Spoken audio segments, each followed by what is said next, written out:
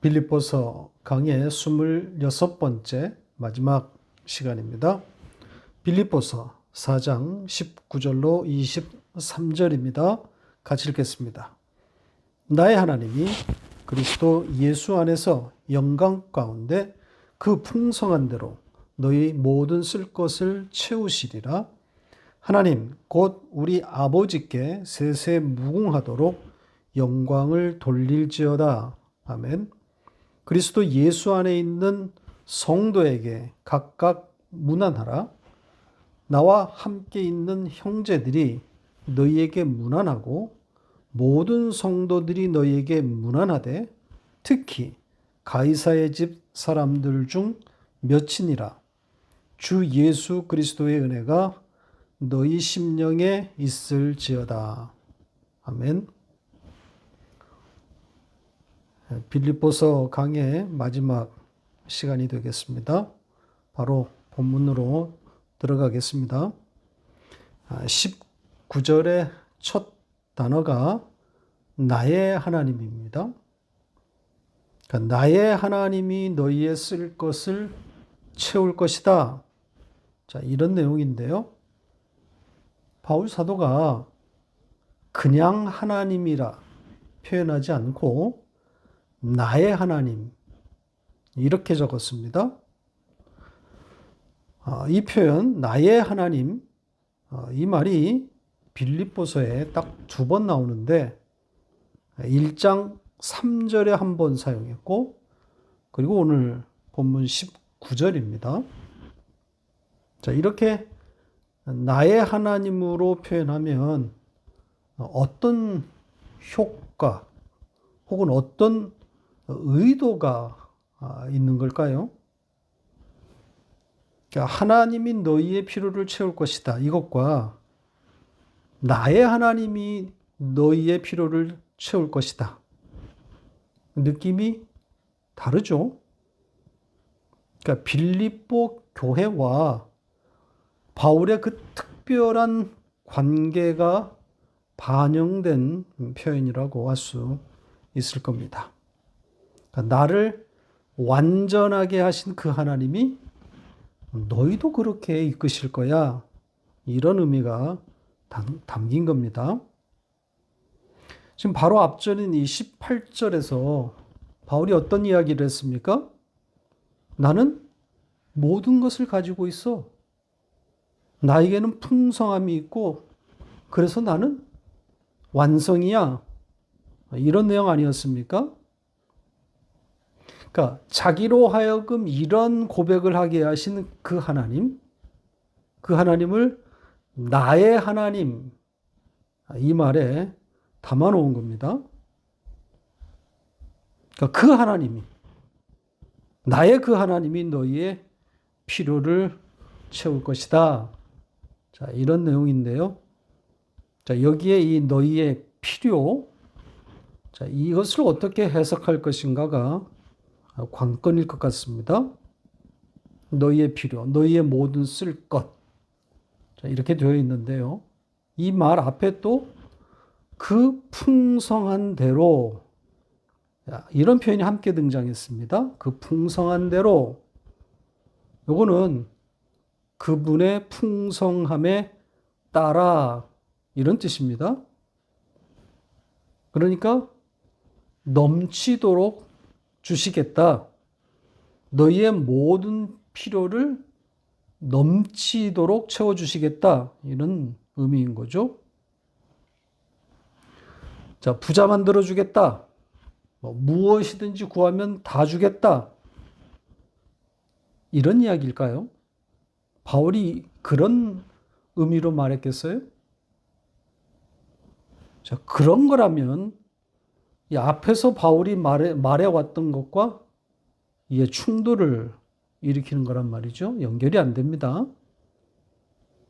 자, 모든 것을 가지고 있고 또 풍족하고 그래서 나는 완성이야. 이 문장과 연결이 안 된단 말입니다. 자, 이 모든 것을 가진 그 풍성함, 그게 어떤 의미라고 그랬습니까? 완전이라고 그랬죠. 보배이신 예수 그리스도. 그것을 소유한 완전이다. 우린 이렇게 하지 않았습니까? 이런 문맥에서 너희의 쓸 것, 모든 쓸 것, 이 필요, 그것을 읽어야 하는 겁니다. 자, 그런데다가 같은 문장 안에 또 이 너희의 필요가 무엇을 뜻하는지 또 추정할 수 있는 그런 힌트가 담겨 있습니다. 뭐겠습니까? 예, 그리스도 예수 안에서 영광 가운데. 자, 이렇게 되어 있습니다. 근데 좀 애매한 번역이긴 한데요. 정확한 것은 그리스도 예수 안에 있는 영광, 그 영광 안에서, 이런 겁니다. 그러니까 그분의 그 영광 안에서 나의 하나님이 너희의 모든 필요를 채울 것이다. 이런 내용인 거죠. 그분의 영광 안에서. 그러니까 단순한 채워주심이 아니라는 그런 취지인 거죠. 위의 것임을 강력하게 시사하고 있는 겁니다. 또 하나 봐야 할 단어는 이 채우다로 번역된 동사입니다. 이 단어가 바로 앞에 나왔던 그 완성이란 단어입니다. 그러니까 어떤 내용이 되는 겁니까? 나의 하나님께서 그 아들의 영광 안에서 너희의 모든 필요를 이루실 것이다. 완성할 것이다. 이렇게 되는 거죠. 자, 이렇게 되면 이제 너희의 모든 필요가 무엇을 뜻하는 것인지 어렵지 않게 도출될 수 있을 겁니다. 완성이라 그러지 않았습니까? 그러니까 이들의 이 필요는 땅의 것을 말하는 게 아니란 말입니다. 땅의 것에는 완성이란 말을 붙일 수가 없잖아요. 그러니까 하늘의 것을 주어서 완성하시겠다는 뜻입니다. 그래서 바울과 같은 말, 그 같은 고백을 하도록 만들겠다는 거죠. 나에게는 모든 것이 있습니다. 나는 풍족합니다. 나는 완성입니다. 이런 자로 만들겠다는 의미입니다. 자, 이 문장과 맥을 같이 하는 말씀이 이미 앞에서 우리가 한번 접한 바가 있는데 어떤 말씀인지 아시겠습니까? 같은 4장에 있는 6절, 7절입니다. 같이 읽겠습니다. 아무것도 염려하지 말고 다만 모든 일에 기도와 간구로 너희 구할 것을 감사함으로 하나님께 아뢰라. 그리하면 모든 지각에 뛰어난 하나님의 평강이 그리스도 예수 안에서 너희 마음과 생각을 지키시리라. 단어는 달라도 뜻은 같은 겁니다. 평강으로 완성시키겠다는 거잖아요. 성령이 우리를 끌어다 놓는 궁극적인 자리란 말이죠. 다음 내용으로 갑니다. 20절입니다. 20절은 찬송입니다. 그러니까 완성인 자들에게서 나오는 찬송, 위의 말, 고백이란 말입니다. 자, 우리 성경은 영광을 돌릴지어다 명령문으로 번역했습니다. 그런데 명령문이 되려면 동사가 등장해야 하는 것인데 이 문장에는 동사가 생략되어 있습니다. 그러니까 애초에 명령문이 될 수 없는 거란 말이죠. 이 문장의 주어는 영광, 그 영광입니다. 영광이 주어입니다. 그 영광이 우리 아버지 하나님께 이렇게 되어 있습니다. 그러니까 여기에 적절한 동사를 넣어서 문장을 이제 완성시키면 되는 건데요. 어떤 동사가 적합하겠습니까? 그 영광이 우리 아버지 하나님께 있다. 이것이 가장 자연스럽습니다. 뒤에 이어진 표현까지 넣어서 완성해 보면 그 영광이 우리의 하나님 아버지께 세세토록 영원토록 있다. 이렇게 되는 거죠. 이런 찬송입니다. 그러니까 완성된 하나님의 백성들의 입에서 터져 나오는 고백, 찬송인 거죠. 편지를 쓰고 있는 바울에게서, 그리고 그 편지를 받게 될 빌립보 교회의 모든 성도들에게서 공이 나오게 되는 찬송 고백인 겁니다. 그래서 이 문장의 마지막에 어떤 단어가 등장했습니까? 아멘, 이렇게 되어 있죠. 아멘으로 화답하는 거란 말이죠. 자, 마지막 내용으로 갑니다. 이 마지막 세 절인데요. 인사입니다. 끝 인사입니다. 앞에 두 절은 서로 문안의 인사를 나누는 내용이고요.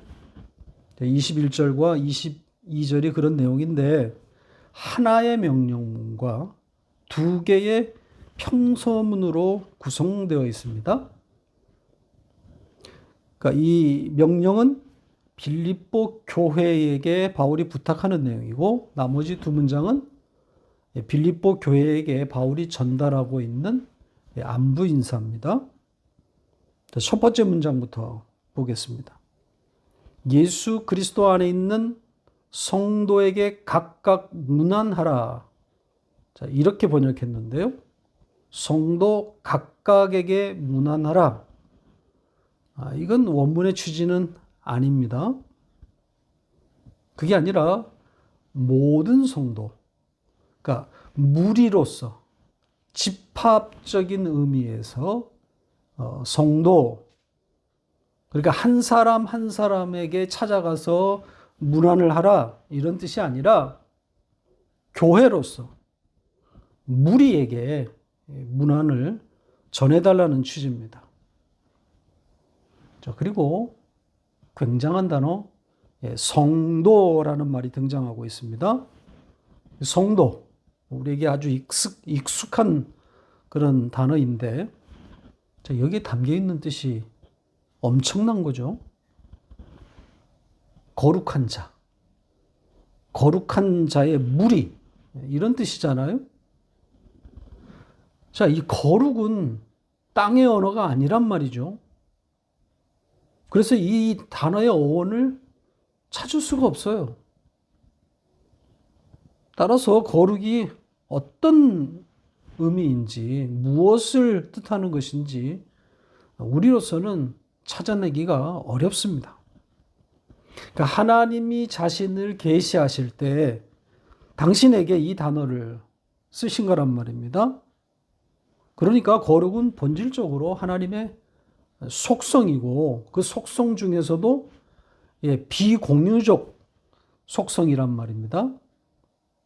이 비공유적 속성, 좀 어려운 말인데 조직신앙에서 이런 용어를 씁니다.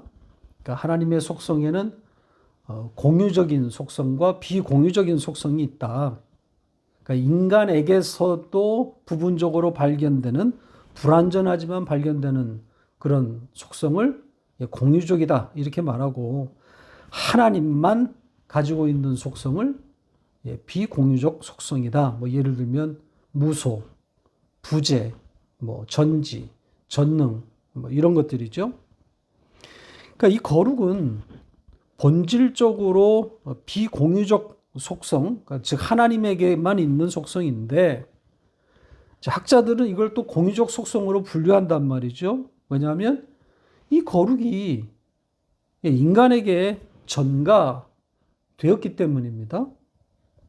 그러니까 오늘 본문에서 표현되어진 것처럼 좀 우리더러 거룩이라고 하지 않습니까? 자, 그런데 사람들이 이걸 오해해서 어떤 거룩의 어떤 양식, 형태를 만들려는 시도들이 많이 있었습니다. 그러니까 하나님이 거룩하니 너희도 거룩하라, 이 말을 오해해서 이 거룩의 모양들을 생산했단 말입니다. 뭐 예를 들면 성직자나 뭐 성가대들이 가운을 입는다든지, 또 뭐 걸음걸이나 목소리의 톤을 인위적으로 조정한다든지, 뭐 절제와 금욕의 생활을 한다든지, 뭐 이런 여러 가지 형태의 거룩의 양상들이 있어 왔단 말이죠. 전부 거룩을 오해한 결과물들입니다.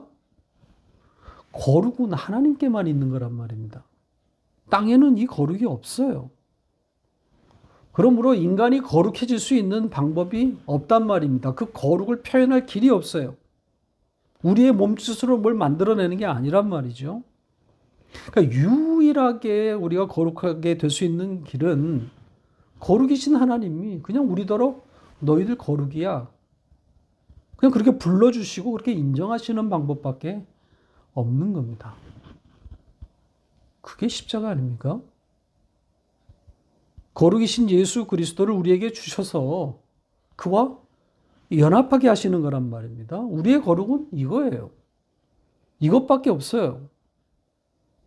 그러니까 하나님이 우리더러 거룩이라고 하시는 것은 우리 안에 그 거룩이신 예수 그리스도를 주시고 거룩하라 하신 것은 그 그리스도를 꼭 붙들고 있어라. 이런 의미란 말입니다. 다른 거룩은 없어요. 거룩이신 예수 그리스도에게 쫙 달라붙어 있을 때 그게 거룩이란 말이죠. 자, 두 번째 문장을 보겠습니다. 이번에는 빌립보 교회에게 안부를 전하고 있는 내용입니다. 자, 첫 번째 내용은 나와 함께 있는 형제들이 안부를 전하고 있다. 이런 내용입니다. 나와 함께 있는 형제들, 그러니까 로마에 있는 성도들, 로마 교회라고 해도 틀리지 않을 겁니다. 그러니까 로마 교회가 빌립보 교회에게 안부를 전하고 있다는 거죠. 자, 여기서는 성도라는 말 대신에 형제라는 단어를 사용했습니다. 이 형제는 빌립보 교회를 향해서도 바울이 썼기 때문에 빌립보 교회를 형제라고 표현했기 때문에 여기에 이 형제라는 단어 사용에 큰 의미를 둘 필요는 없다고 생각합니다. 자, 아무튼 이 로마의 형제들이 빌립보 교회에 인사를 전하고 있습니다. 자, 그런데 이 문장에서 흥미로운 것은 이 문장의 주어가 바로 형제들이란 말이죠. 형제들인데 동사는 또 수동태를 썼어요. 그러니까 직역하면 나와 함께 있는 형제들이 너에게 인사한다. 이게 아니고 그들이 인사를 당한다. 이렇게 되는 거란 말입니다. 그러니까 로마의 형제들이 전하고 있는 인사가 그들의 직접적인 행동이 아니라 누군가에 의해서 누군가가 시켜서 인사를 하고 있다는 그런 이야기가 되는 겁니다.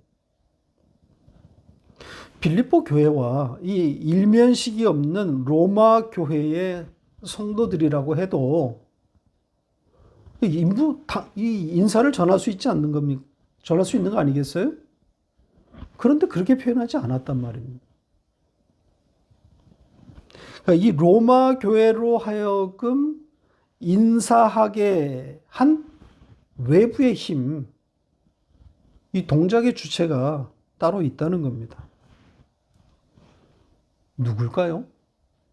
누구를 염두에 둔 표현일까요? 일단 바울을 떠올릴 수 있을 겁니다.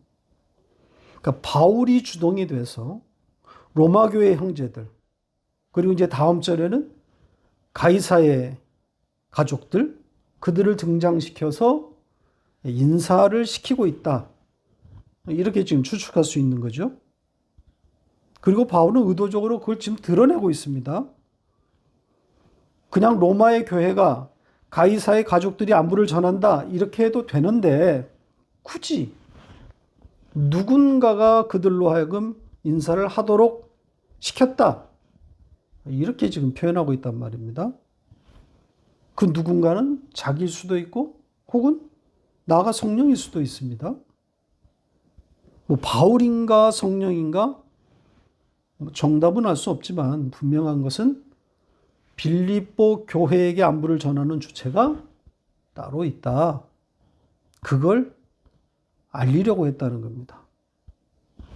저는 그 주체가 바울이 아닐까 강하게 의심합니다. 그러니까 내가 그들로 하여금 너희에게 안부를 전하게 한 당사자야. 내가 시킨 거란 말이지. 이런 취지인 거죠. 자, 이 이야기는 잠시 후에 이 가이사의 사람들 이야기에서 좀 더 다루도록 하겠습니다. 다음 절로 갑니다. 안부 인사에 대한 세 번째 내용입니다. 자, 여기에는 다시 성도들, 모든 성도들이 너희에게 안부를 전하고 있다. 이렇게 적었습니다. 당연히 여기에 동사도 수동태입니다. 자, 모든 성도라 하면 누구를 말하는 겁니까? 앞에 나왔던 그 나와 함께 있는 형제들, 이들과 다른 사람일까요? 그렇게 보이지 않습니다. 같은 사람들입니다.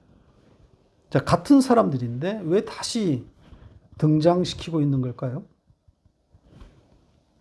바로 가이사의 사람들, 이 가이사의 그 가족들, 그들을 등장시키기 위한 의도라고 보여집니다.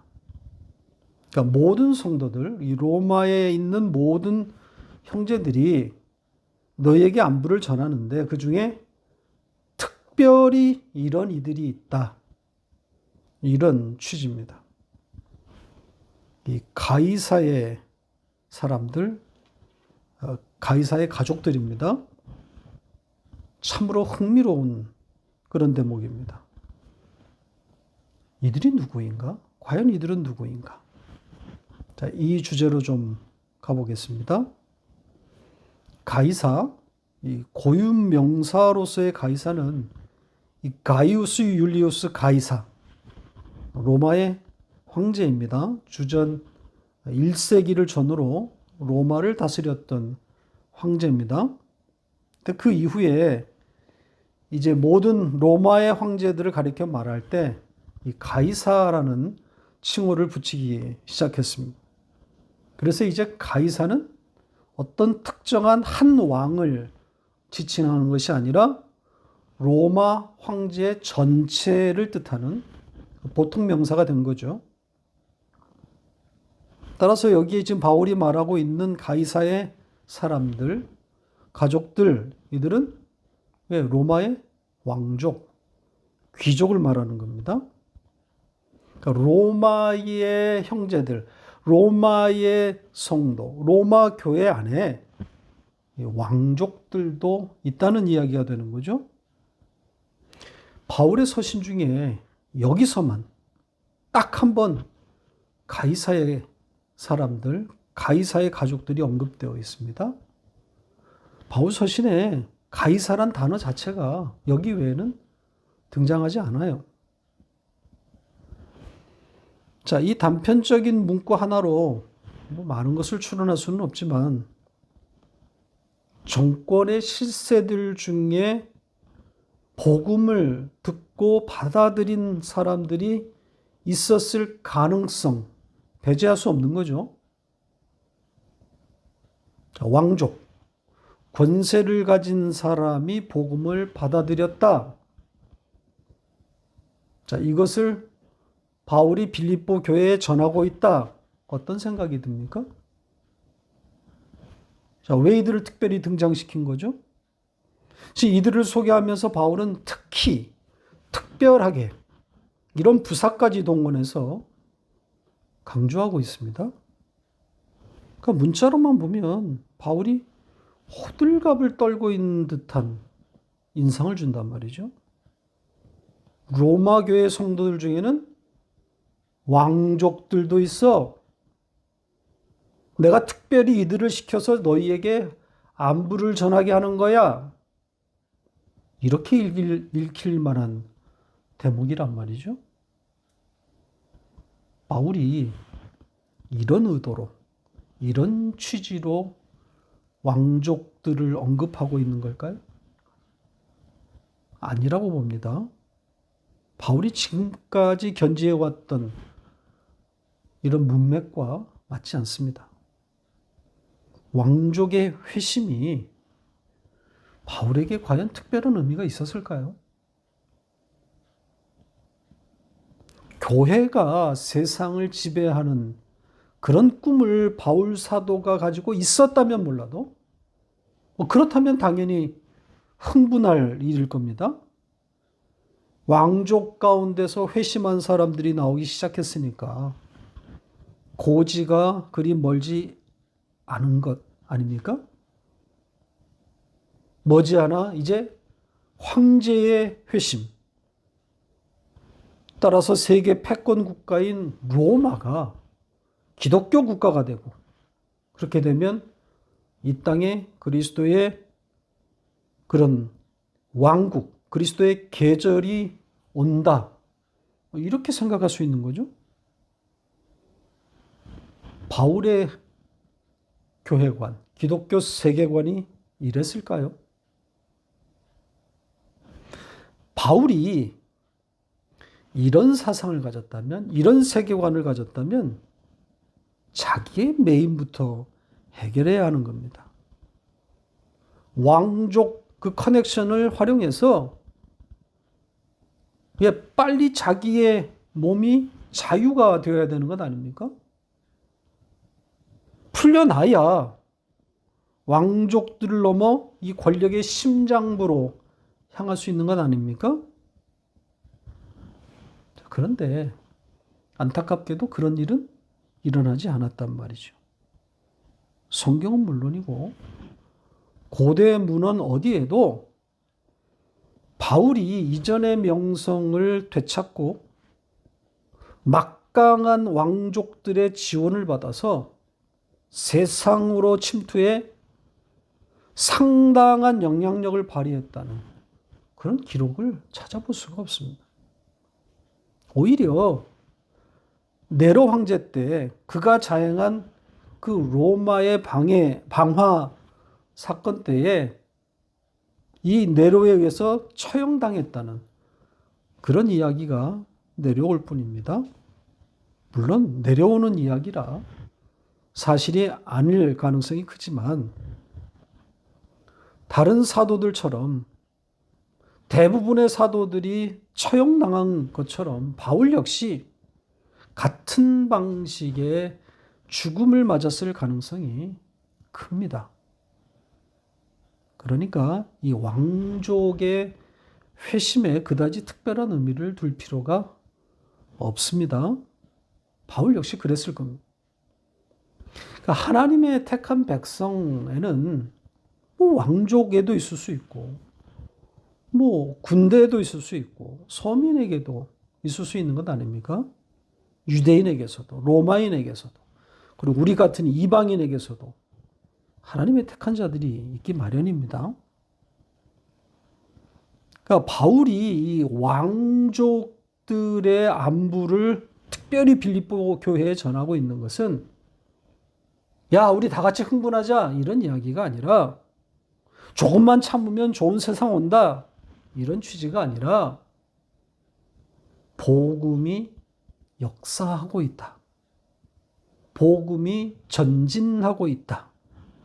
하나님께서 일하고 계시다. 이걸 말하고자 함인 겁니다. 비록 매여 있으나 그러나 그렇다고 복음의 역사가 중단된 것은 아니다. 이런 이야기를 하고 있는 겁니다. 우리는 앞에서 이미 바울의 이런 취지의 말을 접한 바 있습니다. 자, 다시 볼까요? 빌립보서 1장 12절 같이 읽겠습니다. 형제들아, 내가 당한 일이 도리어 복음 전파의 진전이 된 줄을 너희가 알기를 원하노라. 그렇죠? 바울이 당한 일, 즉 매임입니다. 그것이 복음의 전진을 가져오겠다. 이 복음의 전파의 진전 아니라 그랬죠. 오역입니다. 복음의 전진. 자, 이런 맥락에서 왕족을 언급하고 있는 겁니다. 복음의 전진이라는 그런 관점에서 이 인사를 읽어야 합니다. 자, 이제 마지막 절로 갑니다.